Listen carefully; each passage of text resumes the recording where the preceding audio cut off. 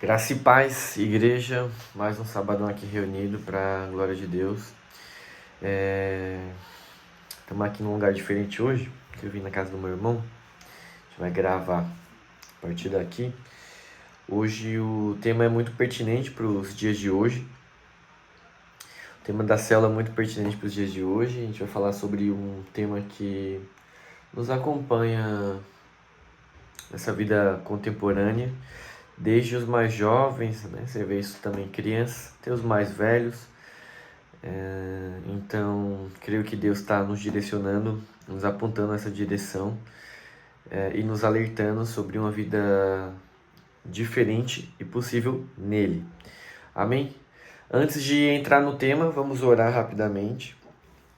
Queria dar as boas-vindas para você, para a glória de Deus. Sei que essa caminhada ela é prazerosa em Deus, então existem bênçãos e riquezas espirituais que o Senhor destina àquelas pessoas que estão o buscando.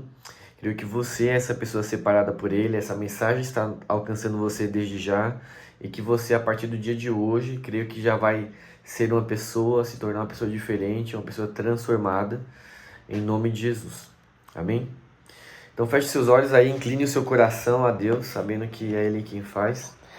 Senhor, obrigado, Deus, por mais essa oportunidade, porque o Senhor nos separou, nos disciplinou, nos chamou para essa nova vida em Ti. Cremos, Deus, que a partir de Cristo nós somos novas criaturas, que é o Senhor quem faz a obra, que não temos, Senhor, forças o suficiente para caminhar sozinhos, mas é o Senhor quem fortalece, é o Senhor quem fala, é o Senhor quem faz. Tu é o dono de todas as coisas, a Ti pertence, Senhor, as estações e os tempos. A Ti pertence o nosso coração, a nossa vida, Senhor, por isso nós tributamos, Senhor, a Ti em louvor e em gratidão esse momento. Pedindo, Deus, que o Senhor fale conosco, que a nossa vida realmente seja transformada, como eu falei agora há pouco.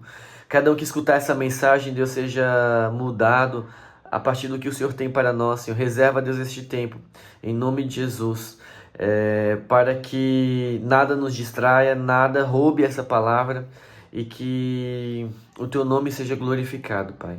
Agora, desde já, fica para trás e para fora todas as distrações, tudo que não provém de Ti, toda preocupação, seja em trabalho, em problemas, em saúde, Pai. Esse momento ele é Teu, Senhor, nosso em coletivo, porque buscamos a Ti enquanto igreja, Senhor, enquanto corpo, buscando o cabeça que é Cristo.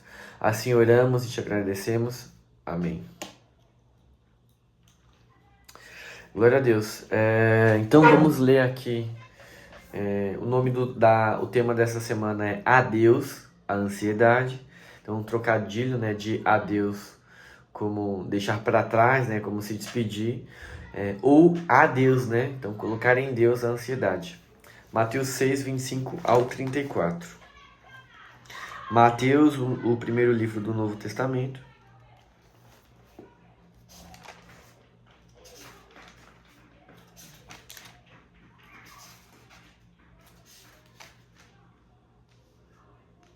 Capítulo 6, versículo 25. Que diz: Por isso eu lhes digo que não se preocupem com a vida diária, se terão o suficiente para comer, beber ou vestir.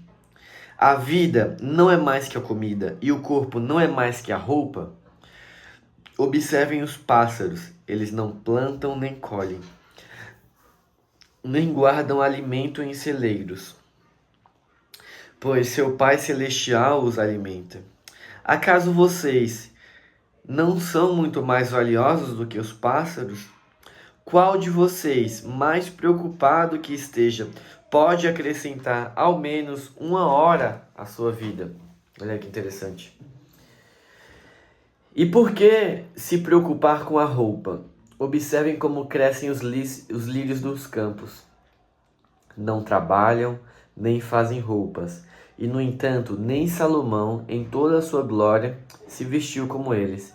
E se Deus veste com tamanha beleza as flores silvestres, que hoje estão aqui e amanhã são lançadas ao fogo, não será muito mais generoso com vocês, gente de pequena fé?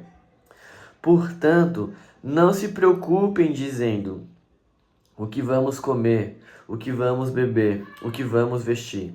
Essas coisas ocupam o pensamento dos pagãos, mas seu Pai Celestial já sabe do que vocês precisam. Busquem, em primeiro lugar, o reino de Deus e a sua justiça, e todas essas coisas lhes serão dadas. Portanto, não se preocupem com o amanhã, pois o amanhã trará suas próprias inquietações. Bastam para hoje os problemas deste dia. É muito interessante, então, como Jesus, de forma séria, centrada e muito objetiva, está apontando aqui a preocupação do ser humano em comer e investir. Não que isso seja suficiente para negligenciarmos, mas ele disse: Deus está cuidando de vocês, porque ele cuida até das plantinhas dos campos. Olha como elas são bonitas. Olhem os pássaros, por mais simples que sejam. Ele está cuidando de nós. Ele cuida. Jesus chamando e nos alertando. Então a ênfase está na forma do vestir das aves e dos lírios. A aparência exposta deve indicar uma disposição inferior simples. Jesus ele recomenda que façamos das aves do céu e dos lírios dos campos o nosso exemplo, contrariando desse modo o modelo palaciano, extravagante e extraordinário de Salomão, que era um rei, né? Deus cuida das aves e dos lírios, quanto mais de nós, homens e mulheres de pequena fé. O enfoque está na singeleza dos pássaros, dos vegetais, mesmo que irracionais. A glória de Salomão, seu poder, fama, riqueza, não excede nunca a grandeza de Deus, a beleza de Deus, a simplicidade dos pássaros e dos lírios dos campos. E Jesus mesmo, olha só, sendo rei, dono de toda glória, dono do universo, ele assumiu o modelo de simplicidade, ensinando os seus discípulos. Ele foi um rei diferente dos demais, não teve como referencial os monarcas ou os tiranos. Muito pelo contrário, por opção nasceu em Belém, Efrata, cidade pequena demais para figurar entre outras de Israel. Então nem naquelas cidades da região ele escolheu a melhor, ou a mais populosa, ou a mais desejada, conhecida, como está escrito em Miqueias 5:2, essa referência, né, da cidade de Belém. Ele nasceu de uma família extremamente pobre, foi morador da desprezível comunidade de Nazaré. Ele fez uma entrada triunfal em Jerusalém, a entrada triunfal montado em um jegue, identificou-se como o pessoal da plebe e optou pela cruz como um jeito estranho de glorificar ao Pai. Então, o olhar para o valor dos seres humanos e acolher o cuidado de Deus é a partir da simplicidade. E Jesus, ele, nesses ensinos, ele alerta os seus discípulos a confiarem mais em Deus. Ou não só mais, né? Tem gente que não confia nem um pouco, então confiar 100% em Deus. Jesus, ele consolida sua palavra com duas afirmações. A primeira diz respeito ao valor do discípulo. Ele está atestando: vocês valem muito mais. Fecha aspas. E nós somos a glória de toda a criação de Deus. Compreender o valor do homem em relação a toda a natureza e a importância da nossa filiação em Deus, ela é fundamental para a segurança e autoestima do discípulo. Portanto, quanto mais alguém se percebe amado por Deus, tanto mais terá tranquilidade para confiar na provisão dele. A segunda afirmação de Jesus enfatiza a verdade a respeito do cuidado de Deus, que é: se Deus cuida de mim, se Deus cuida assim das aves, quanto mais de vós outros, né? Quem reconhece o valor de simplesmente ser e confia incondicionalmente em Deus, não se permite andar ansioso por qualquer razão que seja. Quanto mais confiança depositarmos em Deus, tanto menos vulneráveis seremos à ansiedade dessa vida.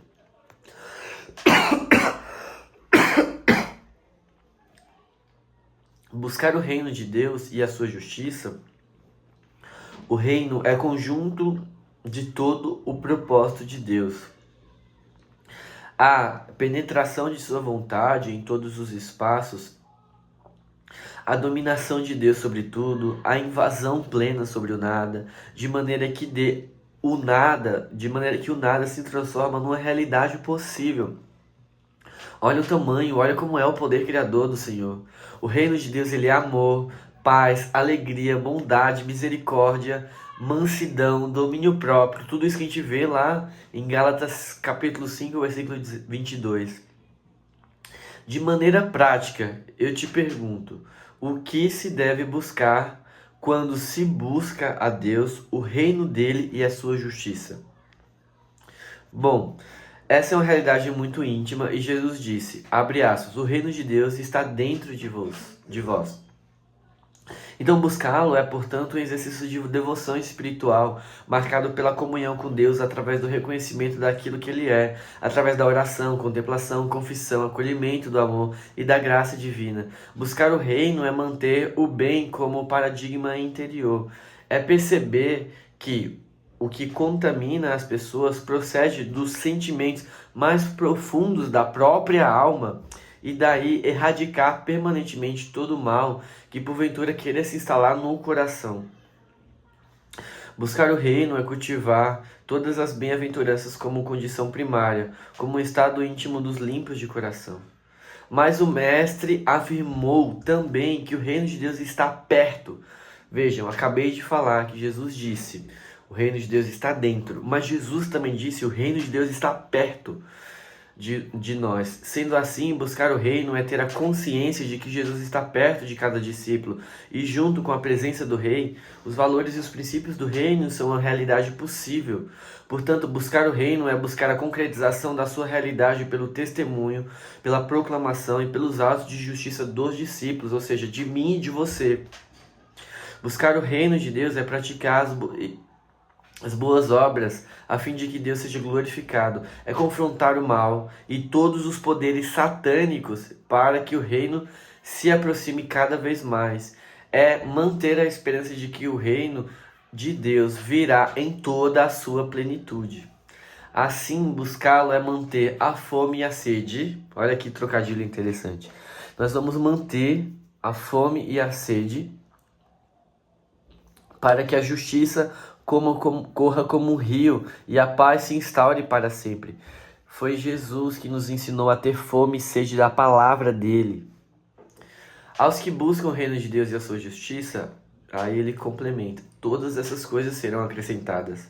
O texto refere-se a estas coisas e não todas as coisas que queremos. Então Deus não está aqui para nos dar o que a gente quer. Ele disse que a vida simples, ele vai dar essas coisas, o comer e o vestir. Deus não prometeu o iPhone 17, 18, 19. Ele prometeu o pão de cada dia. Não prometeu as roupas de grife. Ele prometeu nos vestir. Essas coisas não são por si só uma maldição.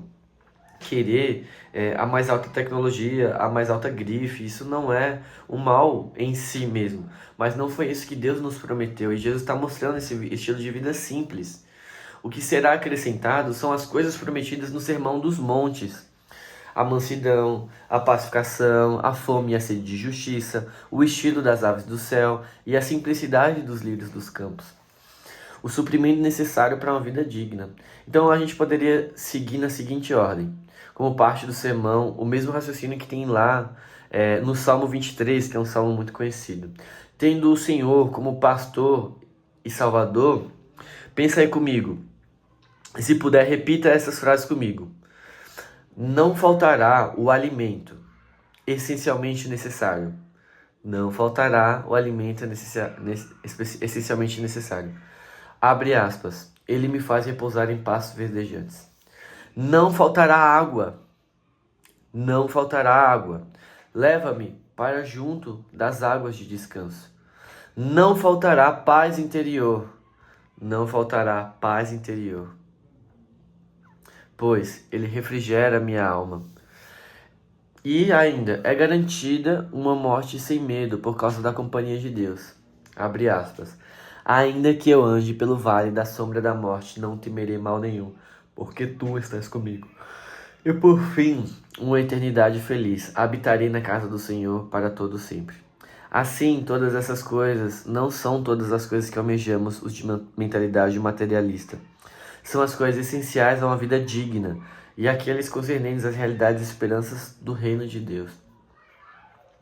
Para encerrar, amados, esse grande conselho de Jesus, para a gente fazer uma oração, eu queria dizer que sim, eu, como todas as pessoas que eu conheço, já me peguei desesperado por uma preocupação em relação a trabalho, em relação a dinheiro, em relação a contas para pagar. O mundo que a gente vive, ele imprime em nós um estilo de vida. Então tem marcas, eu sei, a gente sabe disso, que são aceitas e outras não. Algumas coisas que são bem vistas e outras não. Que para além da higiene pessoal, o mundo ele como que pressiona também para uma beleza, para um status social, para um posicionamento. Isso inclui às vezes como é a sua casa, qual o carro do ano que você tem ou não, qual a marca do seu carro, qual a estética do seu carro. Às vezes até formas de falar, isso é como uma preocupação nossa, então nos tira essa vontade de ter interações sociais por conta de tanta pressão que se coloca. Mas o padrão do reino de Deus, ele é outro. O padrão do reino de Deus é outro. E o chamado à simplicidade faz parte do que Jesus quer para nós. Então eu creio que essa palavra vai e já está abençoando a sua vida. Pense essa semana, assim, onde e como você está ansioso. Então já entrega agora, nessa oração que a gente vai fazer, sua vida a Deus. Entrega a Ele está de braços abertos, Ele tem a provisão para você. Ele tira a ansiedade, Ele tira o medo. E se joga nessa vida maravilhosa e simples que Ele tem. Amém. Novamente nós vamos orar. Eu não sei quais são as suas preocupações, então pense nelas. Agora sim, pensa nelas. Mas a gente vai pensar nelas já pensando em Cristo, sabendo que Jesus, o maravilhoso, o dono da Bíblia, o dono da palavra, o dono de todas as coisas, Ele cuida de nós. Senhor, nós te agradecemos, Tu és maravilhoso. O Senhor cuida de nós como cuida das aves, cuida de nós como cuida dos lírios. Tu nos ensinou, Senhor, como ter um estilo de vida simples. Nós deixamos agora o nosso coração ansioso em Tuas mãos. O trabalho não vai mais, Senhor, tomar a nossa mente. As preocupações da vida, as contas, Senhor, as responsabilidades, não seremos negligentes, mas confiamos que o Senhor está fazendo. Confiamos que o Senhor está cuidando, Pai. Ajuda, Deus, este homem nessa dificuldade, este jovem nessa dificuldade, Pai. O Senhor sabe, Deus, o que passa no coração. Eu não sei, Deus, mas Tu sabes, Senhor, desde já. O Senhor está trabalhando, o Senhor está fazendo, o Senhor está cuidando. E nós cremos, Deus, que isso vai ser testemunho para a honra e glória do Teu santo nome. Assim nós unimos a nossa fé, crendo que Tu és maravilhoso para fazer infinitamente mais daquilo que pedimos ou pensamos, Senhor. Cuida de nós, te pedimos, em nome de Jesus. Amém. Fique na paz, amados. Sábado, 17 horas, a nossa cela. Amém? Beijo no coração.